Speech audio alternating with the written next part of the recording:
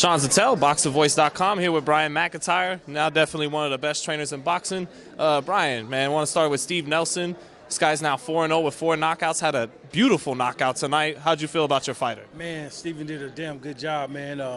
I expected Steven to do really good because coming out of the amateurs, you know, he was an Olympic alternate in 2012. And then just get good sparring there in California. You know, just being on the WCAP team and traveling all over the world, man, just being ranked in the world as an amateur, I see Steven being a world champion. Now, is this kind of what you were talking about a couple months ago for Crawford Postal? You told us it's not just Terence, man. We're coming with a lot of guys. Exactly, man. Because we got a shitload of guys, man, coming out of Nebraska. And just not only Nebraska, you know, some fighters that from Nebraska that lives in Vegas, that, you know, some fighters that lives in New York. You know, it's a lot of fighters, man, come to the stable, man, just stacking up the stable. What do you feel like you teaching these guys that's making them fight so well these days? Well, it's not just teaching them, man. They already know this shit, man. It's just being on top of them, just making sure they do what they supposed to do as far as a fighter, and they see Terence excel, so it's easier for me as a trainer just to go out and train and just to push them, man, because they want to be the best like Terence for a pound-for-pound fighter.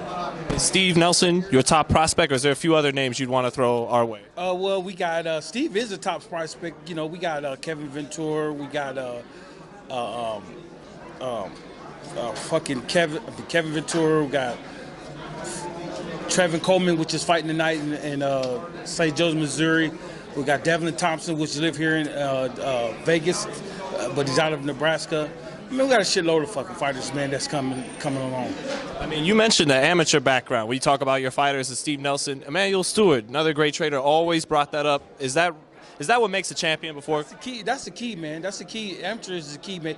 It's easier for a trainer and a manager to try to move their fighter because of the amateur background that they got. They more well seasoned. You know, if you get a fighter, man, with 150 to 200 fights coming out of amateurs, he's damn near. He could be a 15-0 fighter.